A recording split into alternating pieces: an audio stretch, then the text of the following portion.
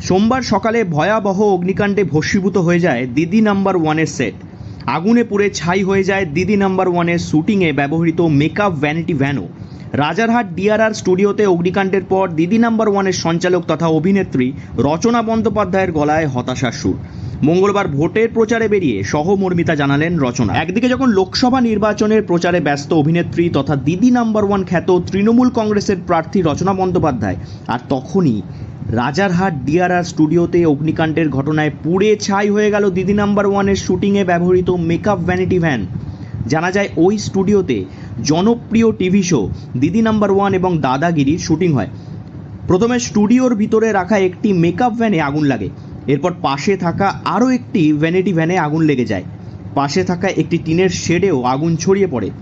এই পরিস্থিতি দেখে স্টুডিওর মধ্যে থাকা জলাশয় থেকে জল নিয়ে সে আগুন নেভানোর চেষ্টা চালানো হয় এবং সেই চেষ্টা চালান স্টুডিওর কর্মীরা নিজেই। মঙ্গলবার সকালে হুগলির সপ্তগ্রাম বিধানসভা এলাকায় প্রচার করতে আসেন রচনা বন্দ্যোপাধ্যায়। সেখানে মন্দিরে পুজো দিয়ে শুরু করেন মঙ্গলের জনসংযোগ। সেখানেই প্রচারের ফাঁকে রচনা বলেন, ঠাকুরের অশেষ কৃপা যে ওই রকম ভয়াবহ আগুনের মধ্যেও কোনো ক্রু মেম্বার কারুর কোনো প্রাণহানি ঘটেনি। দিদি নাম্বার ওয়ান ও সারেগামাপা দুই রিয়েলিটি শো একটাই টিম। আগুনে ভস্ম হয়ে গেছে তাদের সেটের একটা বড় অংশ। আগুনে পুড়ে ছাই হয়ে গেছে তাদের ভ্যানিটি ভ্যানগুলি। সমস্ত ক্রু মেম্বারদের পছন্দের জায়গা ক্যান্টিন, সেটি পুরোটাই পুড়ে ছাই হয়ে গেছে। ঠাকুরের অশেষ কৃপা যে কোনো মানুষের কোনো প্রাণহানি হয়নি। ক্ষয়ক্ষতি তা ব্যাপক আকারে হয়েছে। আগামীকাল রচনা যাবেন সেটে, সেখানে গিয়ে কথা বলবেন বাকি টিম মেম্বারদের সঙ্গে। সবাইকে প্রথমত হনুমান জয়ন্তীর অনেক অনেক শুভেচ্ছা অভিনন্দন সবাইকে জানাচ্ছি। খুব ভালো একটা দিন, শুভ দিন, পবিত্র দিন। প্রথমে হনুমানজির মন্দিরে গেলাম, আর এখানে মা মঙ্গলচণ্ডীর মন্দিরে পুজো দিয়ে আজকে প্রচার শুরু করলাম। এখন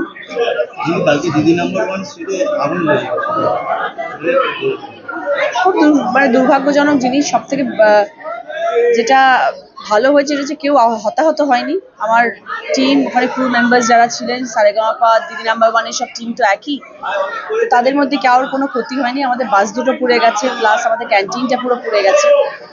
বিশাল ক্ষয়ক্ষতি, কিন্তু ঠাকুরের কৃপায় কোনো মানুষ হতাহত হয়নি, সেটা একটা জিনিস। আর আগামীকাল সকলের সঙ্গে আমার দেখা হবে, দেখা যাক ওরা সবাই ঠিক আছে কিনা, তখন জানতে পারবো।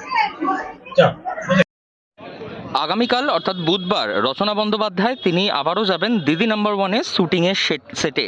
সেখানে গিয়ে অগ্নিকাণ্ডে কী কী ক্ষয়ক্ষতি হয়েছে এবং বাদবাকি ক্রিউ মেম্বার তাদের কি কোনো ক্ষতি হয়েছে সেই বিষয়ে তিনি খতিয়ে দেখবেন এবং একই সঙ্গে তিনি এখান থেকেই সহমর্মিতা জানাচ্ছেন তাদের প্রতি ক্রিউ মেম্বারের জন্যে। এই ভয়াবহ অগ্নিকাণ্ডে যে কারুর প্রাণহানি হয়নি তা পুরোটাই ঠাকুরের কৃপায়, এমনটাই বলছেন রচনা বন্দ্যোপাধ্যায়। হুগলি থেকে রাহি হালদার, লোকাল 18 বাংলা।